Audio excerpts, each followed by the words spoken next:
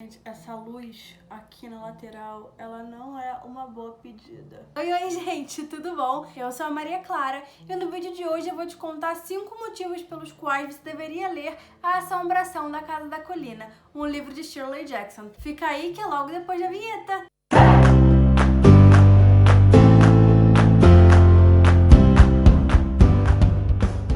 Lançado em 2018 pela Suma de Letras, o livro recebeu uma edição belíssima aqui no Brasil em capa dura e foi muito bem traduzido pela Deborah Landsberg. Então vamos aos motivos. O primeiro motivo é a própria autora. Sim, eu sei que isso é um pouco cafona, um pouco clichê, mas nesse caso necessário. Shirley Jackson é um personagem completamente à parte. Ela já havia escrito vários romances e histórias por quase 2 décadas antes de lançar A Assombração da Casa da Colina. Todos eles foram obras muito bem realizadas e que transmitiam muito bem toda a tensão que existe dentro do gênero gótico americano. E fica aqui para referência a outros 3 grandes nomes do gênero gótico americano: Edgar Allan Poe, Nathaniel Hawthorne e Henry James. Mas o que diferenciava a Shirley Jackson desses 3 autores que eu citei é o fato de que ela colocava as mulheres como protagonistas de suas histórias. A figura feminina sempre esteve em primeiro plano nos seus contos, microcontos e livros. E as suas protagonistas geralmente eram mulheres solteiras que, na época em que os livros se passavam, estavam desesperadas com a ideia de se casar,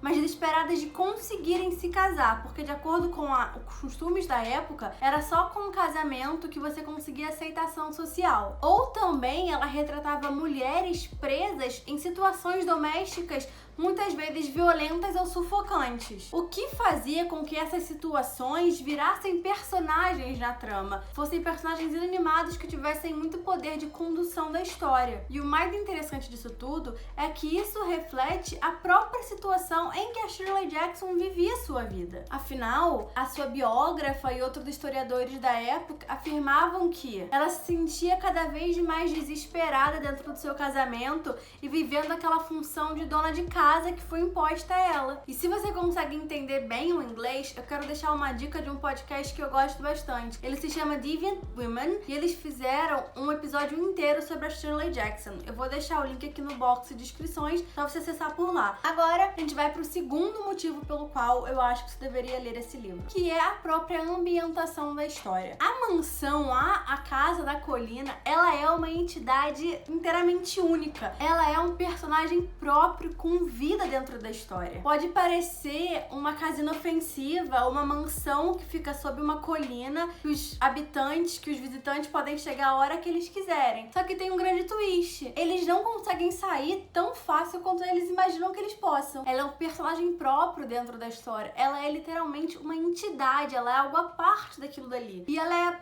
grande responsável pelas piores sensações que o livro te provoca enquanto você lê. E por isso, ela é capaz de enganar quem a frequenta, porque as pessoas que chegam na casa acham que ela é só uma casa. E é aí que ela consegue ganhar você, conquistar você, descobrir quais são os cantos mais profundos da sua mente, seus maiores medos e usar isso pra te assombrar. E é por isso que os personagens são o terceiro motivo, porque não são personagens simples. O que é muito incrível porque não é um livro tão grande. Ele deve ter umas 300 páginas no máximo e a Shirley Jackson construiu relações entre pessoas e entre seres muito bem construídas e muito bem amarradas. A gente tem a Eleanor e a Theodore, que são personagens completamente diferentes uma das outras, mas que constroem ali um laço de amizade. Toda a existência e a vida da Eleanor foi construída em torno das culpas que ela foi ensinada a carregar pela família dela,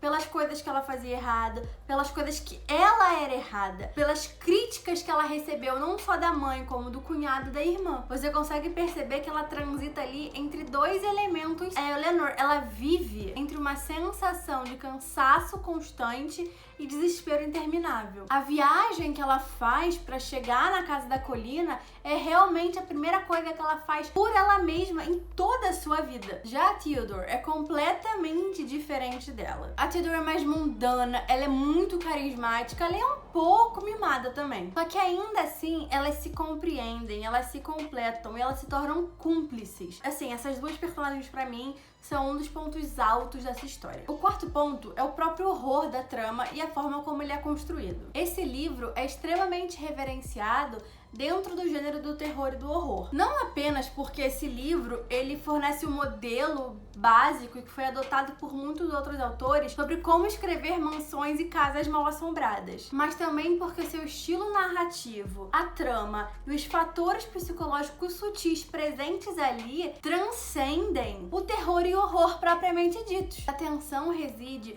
nos questionamentos que o leitor se faz enquanto lê sobre ele mesmo, mas sobre também as vontades de cada personagem que tá ali dentro e se elas serão satisfeitas ou não. E com isso, a gente chega no meu último motivo, que é o desfecho da história, que é algo excepcional, que te deixa pensando e remoendo esse livro por dias. A Maldição da Casa da Colina é um livro muito bem escrito, cheio de complexidades e com muitas questões políticas, sociais, econômicas e psicológicas. Afinal, esse é o cerne e o poder de cada livro da Shirley Jackson. Ela pega questões da vida cotidiana, os problemas da vida cotidiana, como situação financeira e coisas mais, e transforma em uma história de terror. Só que tem um detalhe muito importante que é o responsável por amarrar essa história em questão. A Maldição da Casa da Colina termina com um desfecho e uma reviravolta que eu achei impressionante, mas talvez não tão assustador assim. Mas ela levanta um ponto muito importante. E esse ponto só existe pela forma como a Shirley Jackson construiu essa história, que é uma narrativa constantemente influenciada pelos julgamentos e expectativas que ditam, prendem, amordaçam e tornam vulneráveis a vida das mulheres. Bom, gente, a gente fica por aqui hoje. Eu espero que vocês tenham gostado dos meus 5 motivos para ler esse livro.